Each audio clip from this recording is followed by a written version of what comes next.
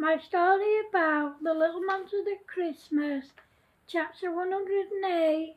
The little monsters have their own New Year's Eve party with fireworks, and the little kids copy them, resulting in Kane getting injured.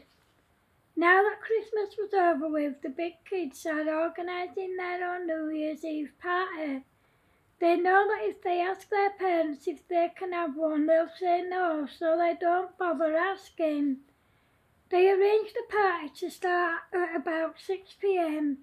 They decided to charge people £20 to get in and to eat and drink as much as they like. The party was being arranged to be held at Stumpy's grandma's old house, and the kids can't wait. They invited about 50 people. On the day they started getting everything ready. The first thing they do is sneak into Kicker's brother's shop and take loads of booze. Then they noticed that their local pub had left the door open in the cellar where deliveries are taken. They sneak in and take loads of booze. Then they went to the shops and waited for people to come out with fireworks. When they did and they turned their backs on them, the kids took them. They stayed there for about 2 hours. However, what they didn't realise is that the little kids were watching and following them, and they'd figured out that they were having a party. Hey guys, they're having a party. They won't let us go, so why don't we have a party of our own with fireworks, said Michael. Hey, that's a great idea, but where are we going to have it, said Joanna. Well, the big kids will be having theirs at my grandma's old house. My Auntie Maggie and Uncle Damien are away for the week, so we can have it there, said Joshua. They were all really excited, and they copied the big kids by taking fireworks from people when they weren't looking. They took everything back to Joshua's auntie's house. Then they rang round their friends and invited them to their party.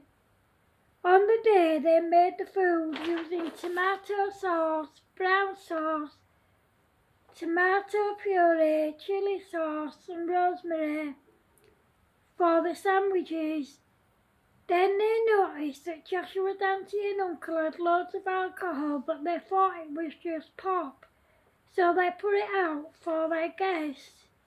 In the meantime, the big kids were busy getting everything ready for their party. The first thing they did was the food. For the ingredients they used potted beef with tomato sauce, chili peppers, black pepper and wholemeal sauce.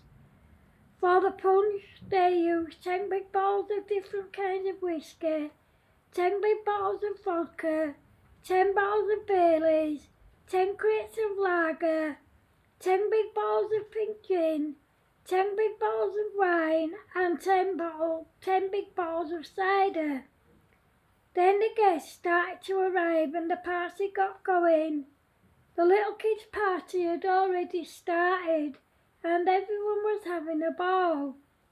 However, when the neighbours heard the racket coming from Maggie and Damien, some of them went over expecting it to be the big kids.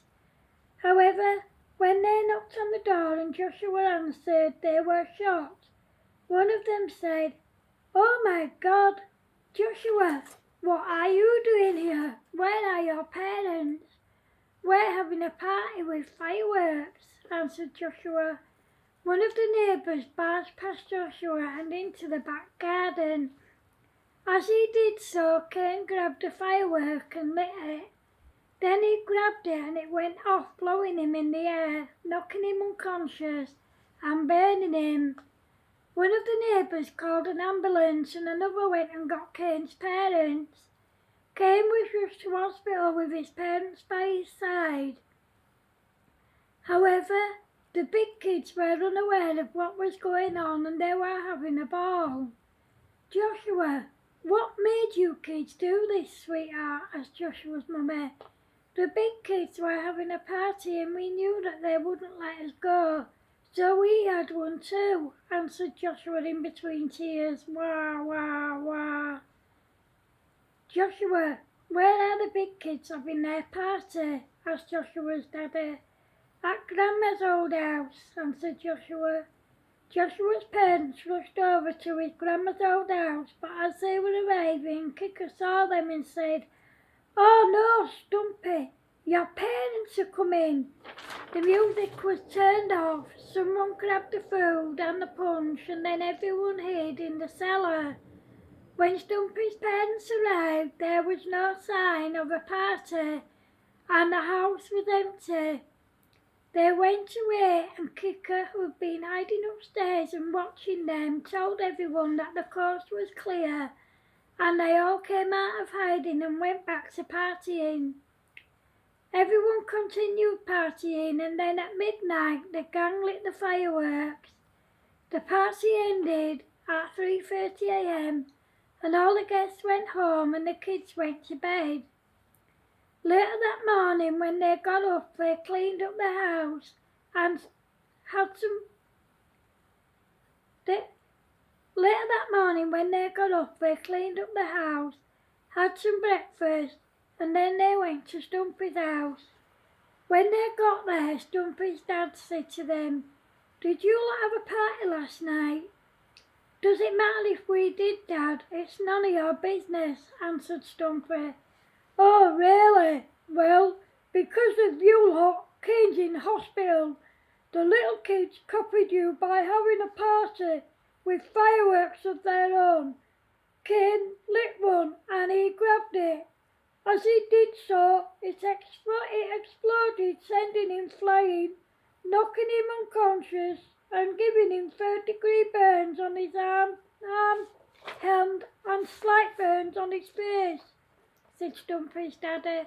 "That's not our fault, Dad. We didn't know they were going to copy us," cried Stumpy. "Wah, wah, wah."